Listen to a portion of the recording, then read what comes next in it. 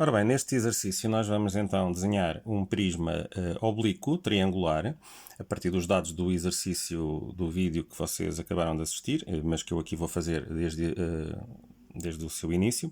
E vou então desenhar esse prisma de bases frontais, oblíquo, para depois determinarmos as sombras do sólido.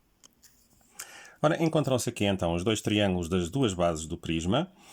O triângulo à direita, o triângulo à esquerda, os centros dos triângulos dos dois das bases marcados nas suas respectivas localizações, O a pertencer à parede, O' tem aqui 4 de afastamento, 4 de cota, uma abscissa de 5, e agora, sendo o prisma oblíquo, vamos determinar todas as projeções das arestas do sólido e das suas visibilidades e invisibilidades. Portanto, marcações que têm que ser feitas de acordo, obviamente, com os dados do problema. Eu vou passar então aqui a desenhar todos esses pontos para fazermos depois as sombras deste objeto.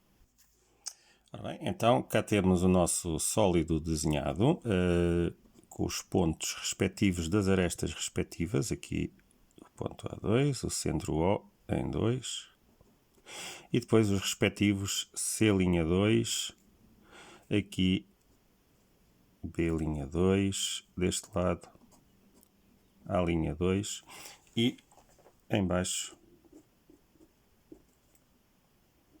com a linha 1 aqui coincidente com C'1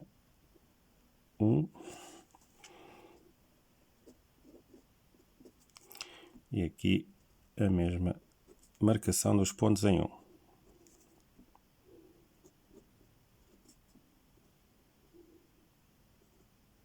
Então, é este o sólido que nós vamos agora fazer as respectivas sombras do objeto.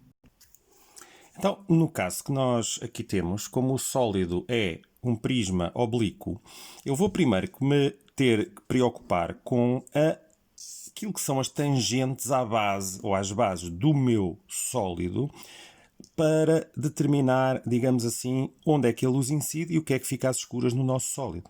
Então, reparem, eu tenho que colocar um plano definido pelo que é o raio luminoso, com a inclinação dos focos luminosos por um ponto. Portanto, eu tenho aqui a inclinação a 45 graus daquilo que é a luz, a 45 graus com a inclinação à esquerda.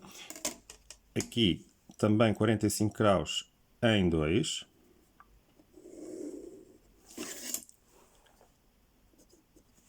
Eu disse em 2 aqui, em 1 aqui, e tenho uma reta que tem um ponto comum, ponto esse que está aqui determinado como ponto X. Temos aqui um ponto X que vai ser comum às duas retas que eu necessito para definir o plano tangente à base. Então, quais é que são essas retas? O foco luminoso. E agora reparem, aquela que é a inclinação da geratriz do nosso sólido, eu vou aqui aproveitar até esta geratriz à linha e vou prolongá-la. Reparem, esta é a inclinação da geratriz em 2 do meu sólido. Então, esta geratriz passa aqui, tem uma inclinação em 1 que é esta inclinação aqui. Então, eu vou buscar uma reta que seja paralela à geratriz, passando aqui por este ponto G1. Reparem, passei aqui a geratriz em 1. Então, são estas duas retas, foco luminoso, reta, ponto comum X, G, geratrizes, que vão definir o que vai ser o nosso plano ou os nossos planos tangentes à base do sólido, com a inclinação quer da geratriz, quer da luz. Então vamos ver qual é a inclinação que esse plano vai ter. Então eu vou definir os F's2 das minhas retas. Então L1 chega aqui, a X tem F1 de L, eu vou subir aqui e tenho aqui neste lugar F2 de L. E vou fazer o mesmo em G1. G1 chega aqui, encontra X neste lugar, F1 de G, e ao subir até a geratriz, neste caso é a própria geratriz do sólido, encontraria aqui na própria geratriz do sólido neste lugar. Reparem que eu prolonguei G2, neste ponto teria F2 de G.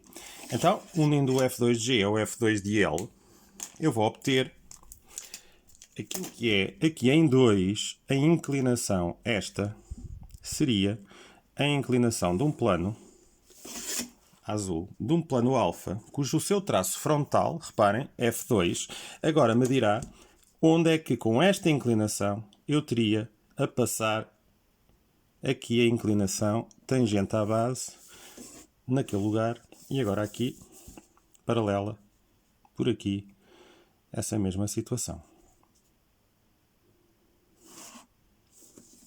Então, estas tangentes à base permitem-me saber como é que se comporta o foco luminoso no que diz respeito à sua colocação em termos de luz.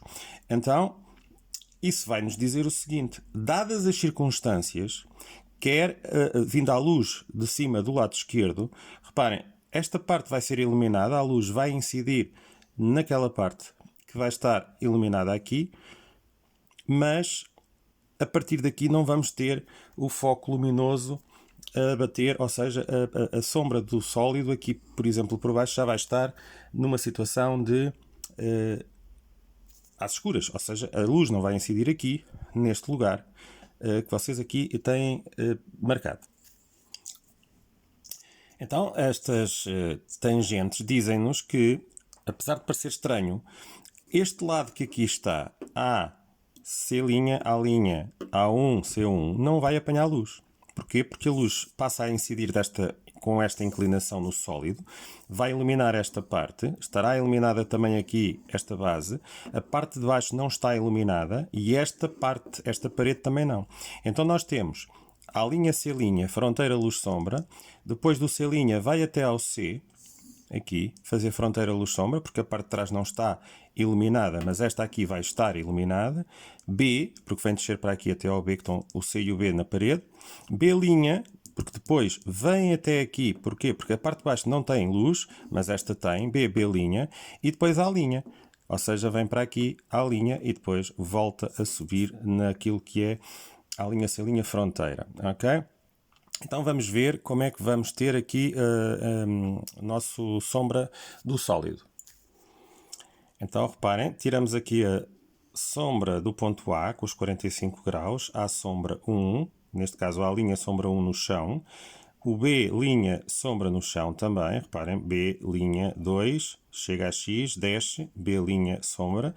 Esta sombra no chão tem que ser igual àquela que é a inclinação. Reparem, a linha B' é uma fronte horizontal, a sua sombra vai também ser igual e com o mesmo tamanho e tem que ser paralela a X para estar corretamente bem desenhada. Agora, reparem, a linha C' é fronteira luz-sombra, então temos que procurar o que é C' sombra, que está aqui, C' sombra 2 já determinado, C' sombra 2 neste lugar.